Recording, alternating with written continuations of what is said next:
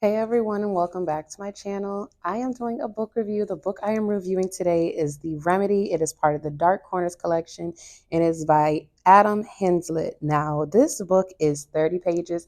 I listened to it with the Kindle Unlimited read and listen program, basically.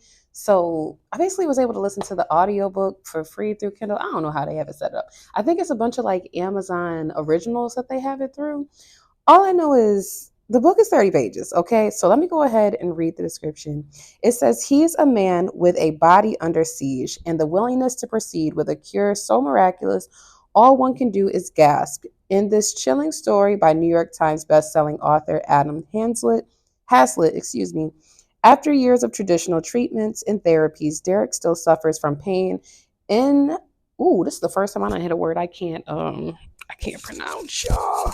They done did it for me. Ineluctable enough that it has become his identity. Then he hears of an exclusive, very private New York clinic that promises relief.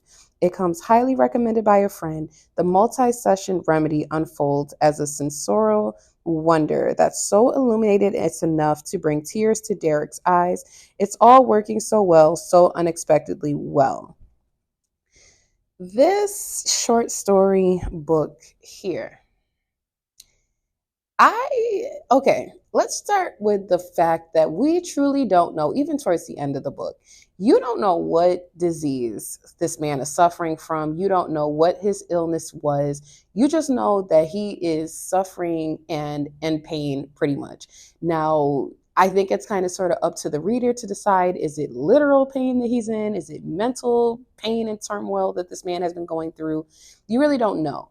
But pretty much one of his best friends tells him, like, listen, I'm going to treatment at this place. It's super like recluse. It's super, you got to have a referral to get up in here. Okay. So I'm willing to refer you. It costs some money though. But, the main character, Derrick, he's not poor. His family has money. Derrick's family has so much money that literally his mother at first is like, well, what kind of treatment is this that you're going to be going to? Like, what is this for? But I think the issue, it's not even an issue at this point. I think when it comes to, I'm just going to hold this because it's not wanting to cooperate. I think the issue comes about when you think about healthcare in America. If you're in America, you know what it is. I'm not even going down that rabbit hole. But basically, people are looking for a solution to their pain, to their suffering. They want to know that it's not all in their mind, that they're not just, some people act like you're weak or something. They want to know that there actually is a end to the suffering without me having to like croak first, right? So with Derrick having this conversation with his mother, like, Mom, I need the money. His mom literally forks over the $15,000 for every session. Now, I was like, this better be something astronomical that this lady is getting ready to do with you for me to be paying $15,000. But again, I guess when you have crazy money, $15,000 is like shit, giving your kids $20 to go to the movies. I don't know. But he goes to the first session with this lady. It's super top notch. It's in a abandoned warehouse dang near. Like, it is super recluse. His driver drives him to it. At first, Derrick's not even sure if he's actually at the right place. He gets there, he gets inside. It's kind of like it's giving more inside than it's giving on the outside. His first session, the lady just sits there, kind of talks to him about his symptoms and what he's going through, what was his diagnosis that he was given, whatever. From there, she kind of starts asking him questions like, well, how do your like symptoms affect your life? And she really starts asking deep diving questions about how do you feel about your symptoms and the things you're experiencing. It's more so like a therapy session borderline. And I kind of started to wonder, like, girl, I'm not paying $15,000 to sit down and talk to you. Like, I have to be getting a lot more than just a therapy session up out of this. Please be for real. But the thing is, he is so used to doctors just treating him like a number and just like, looking at him for 15 minutes and being like, okay, we're going to give you this to treat this symptom, but we're never getting to the root issue. So I think for him, just hearing someone actually taking him serious was enough. And his mother, obviously, after the session, she calls him and she's like, "So, how did it go?" His mom wants to know where her money is basically going at this point. Her mom is like, well, his mom, excuse me, Derrick's mom is like, "So how was the session?" Derrick is acting like he can't even answer the phone for his mother. He's acting like he can't even get on the phone and explain to her like what happened. Derrick is really, he's being a little, he's keeping it to himself. I think for him, he's like, I feel really good about it, but I don't want to overshare yet. You know how sometimes you have that really good feeling and you don't want someone who's typically cynical to come and kill your joy? I think that's what Derrick was experiencing. Now, this story here ended in a way I was not anticipating. It literally was to the point where I was like, so is this about assisted suicide? Like, is that what this was all about?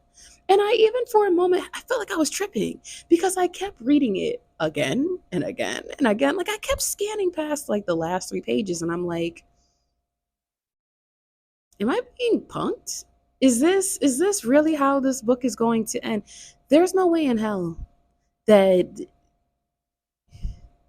you paid damn near $60,000 for someone to help you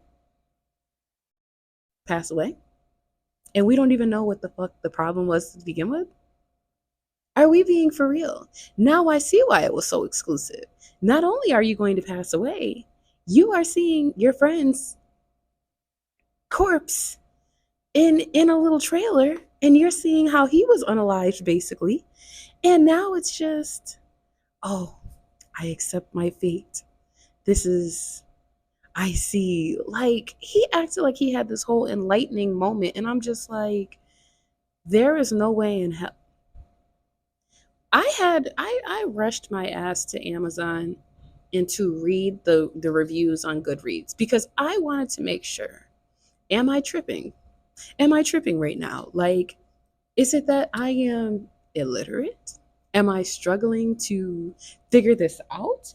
And what I found was all of the reviews were very, they were torn. Either you had people that were like, this was a 5 star, this was amazing, or you had people that were like, this was 2 stars. What was that?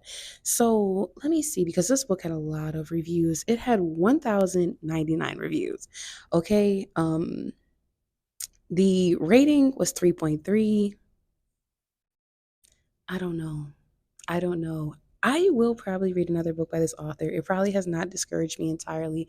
Adam Haslett, you came up with something different with this book. I will give you that because this, I kept waiting for like this climax, and I feel like the climax hit me on the last 3 pages.